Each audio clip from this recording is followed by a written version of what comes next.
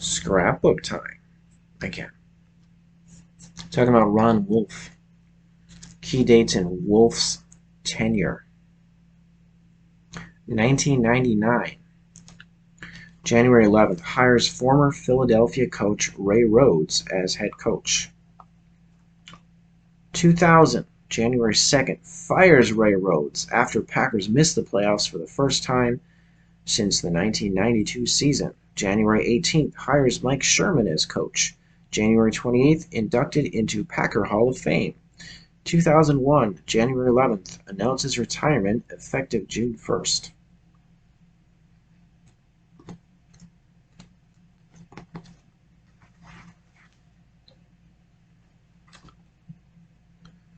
Ryan Van Tilburg of Perrysburg, Ohio, gently maneuvers into position to put the finishing touches on the Baltimore Ravens midfield logo in Memorial Stadium on Saturday in Baltimore.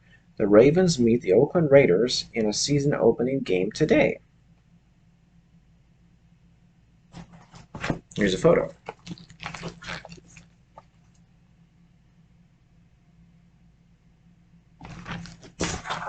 Quite a fancy logo there. Raven in Baltimore, blue in Cleveland. Well, that's understandable.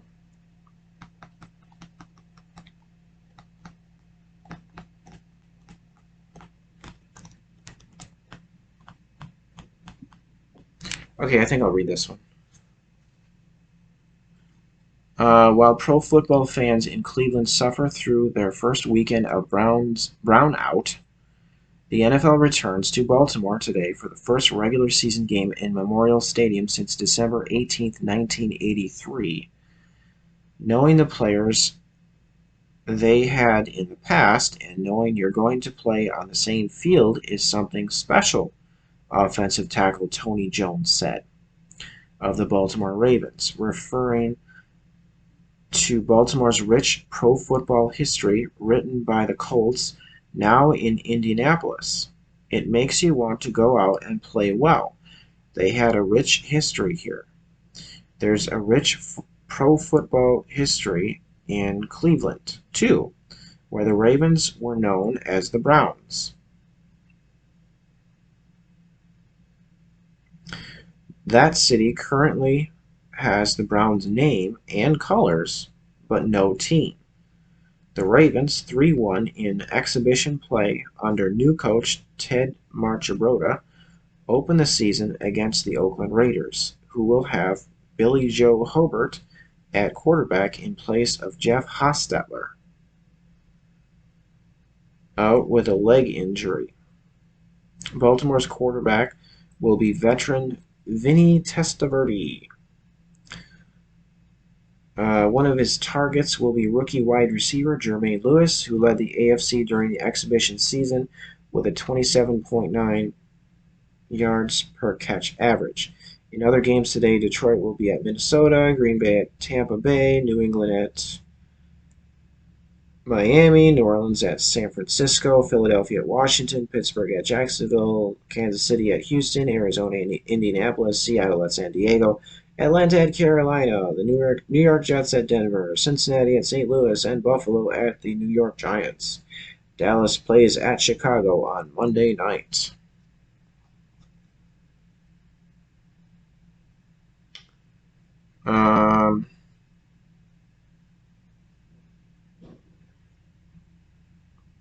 New England at Miami. As the Jimmy Johnson era begins in Miami, Dolphin quarterback Dan Marino launches his bid to go where no other quarterback has passed.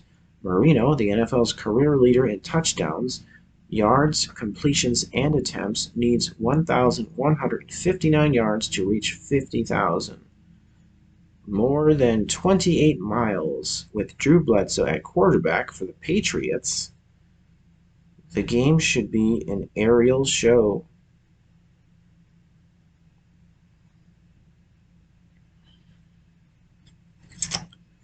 I just noticed that I have to pee, but the video is only at 4:53, so I'm going to keep going. Gotta pee. Okay, Packers have one goal for 96 season. Super Bowl.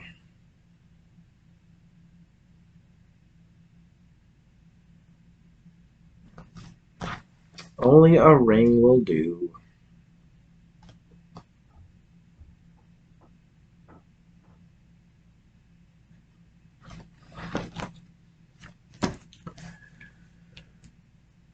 Well, they won one Super Bowl back then, but then they lost the one after to the Broncos. So they beat the Patriots one year, and then they lost to the Broncos the next year. That was very disappointing. Gunning for a ring, quarterback Brett Favre, the NFL's most valuable player in 1995, is hoping to lead the Green Bay Packers to Super Bowl 31 this season. Well, 31, yeah, that's the one they won. Here's Brett Favre.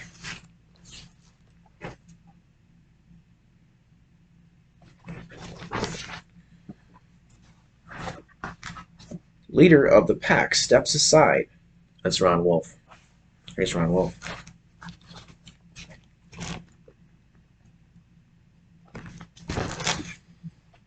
Pack puts swagger back in fan's step. I don't need to read that. Reggie White is the leader of the Packers defense, which has added several new faces in the middle. Here's Reggie White.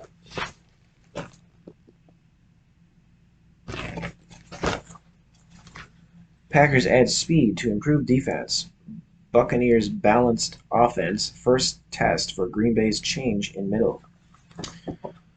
Uh, Fritz Shermer. We despise big plays. They nullify a lot of good efforts. So here's a photo of Fritz Shermer, the defensive coordinator, and Kuntz, George Kuntz, middle linebacker.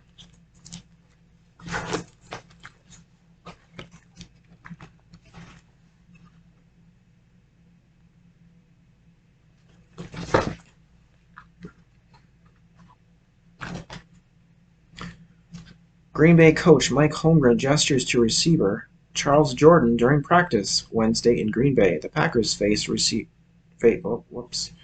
Packers face the Dallas Cowboys Sunday for the NFC title. So here's Mike Holmgren. Here's Mike Holmgren and Charles Jordan.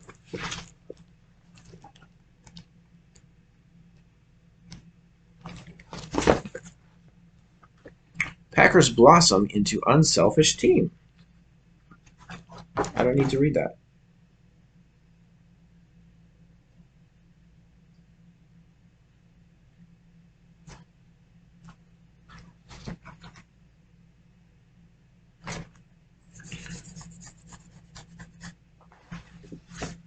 With Wolf by his side, Mike Sherman, says he's ready.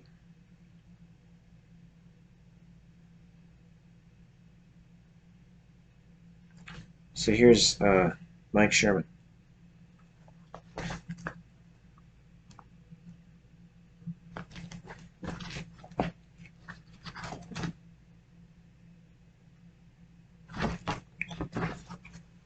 After nearly a decade of success, Ron Wolf resigns. I don't have to read that either. Okay, this is a little different here.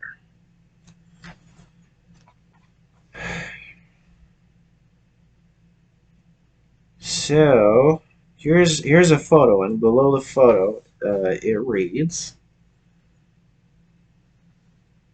in this handout picture released by the U.S. Army, the plume of smoke from a mushroom cloud billows about an hour after the nuclear bomb was detonated above Hiroshima, Japan, on August 6, 1945.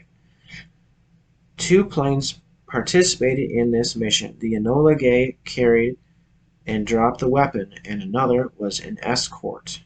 Estimates vary, but about 140,000 people are believed to have died in the nuclear blast. Wow. That is a lot of people.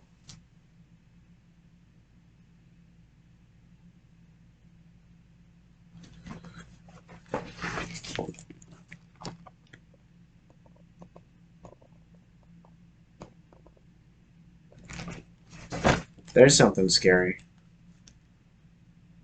The thought of a nuclear bomb dropping in on your home. It's a scary thought.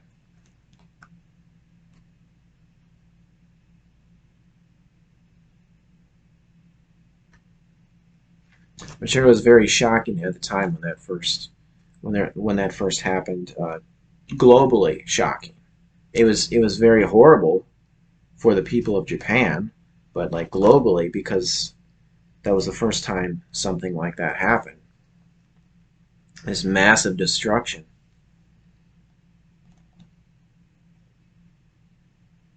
So yeah, after that, then the Cold War happened.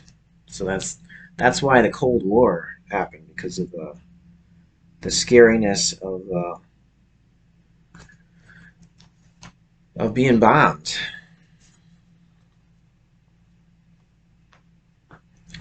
which I believe was mostly between the United States and Russia.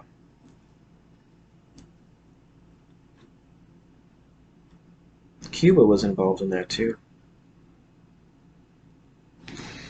Cold War.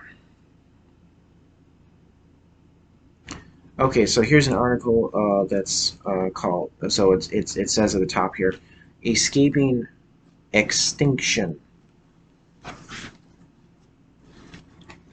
Today may be a good day to congratulate our species for not being extinct.